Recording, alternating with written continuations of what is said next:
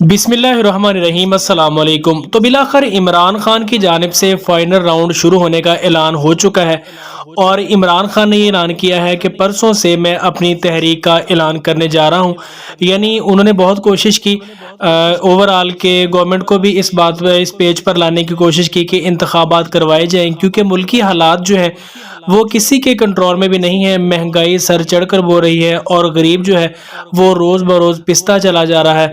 पहले तो इतलात यही थी कि शायद आम इंतखाबात का ऐलान जल्दी हो जाए, लेकिन उसके बाद जो फाइनल इतलात आई वो ये थी कि इंतखाबात अपने मुकर्ररा वक्त पर होंगे, यानी 2023 में ही जब इंतखाबात का वक्त आएगा और उससे पहले हुकूमत अपनी मुद्दत पूरी करेगी। तो इमरान खान ने अब ये फैसला किया है, फाइनल राउंड खेलने जा रहे हैं इमरान खान।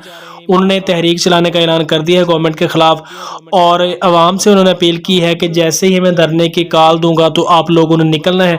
ज़ाहिर सी बात है, जब तक लोग नहीं निकलेंगे इमरान खान के पीछे, या कोई भी कायद हो इमरान खान के अलावा किसी भी कायद के पीछे, जब तक लोग नहीं होंगे वो तहरीक कामयाब नहीं हो सकती।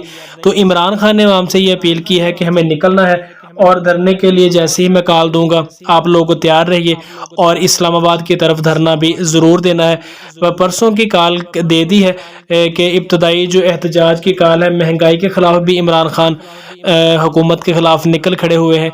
इसमें कोई शक नहीं है कि गवर्नमेंट जब इमरान खान की हुकूमत थी तो महंगाई उस वक्त भी बहुत ज़्यादा थी, तो तब ये बात की जा रही थी कि ये पिछली हुकूमत का किया है सब कुछ, और ये हुकूमत कह रही है कि इमरान खान का सब कुछ किया जा रहा है और हमारे बस में कोई बात भी नहीं है।